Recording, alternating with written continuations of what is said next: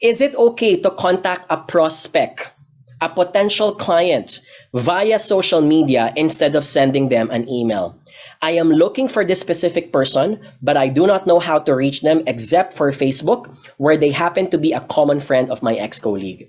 Right? Can I get a letter Y or letter no? Do you think is it okay to contact a prospect via social media? Of course, I've answered this a while ago, just in case you're not listening. It is totally acceptable, especially in the modern times. There are a lot of reasons why. Number one, sometimes you will never be able to get their email address. That's one. Number two, sometimes even if you've sent them an email, it usually gets ignored. Either you keep on getting into the spam inbox, so you never are given the attention. In social media platforms, you have a higher chance of getting that attention that you want because it's part of the messenger. They always check their social media accounts as well, right? So a few considerations. Number one, yes, you can do both. However, I would still recommend when you've contacted the person on Facebook Messenger, try to mirror that message on social media and tell her. So for example, if I'm messaging someone on Facebook, hi, hello, Jaime, I'm messaging you about blank and blank. By the way, I also sent this exact message on email in case you'd like to reply there instead.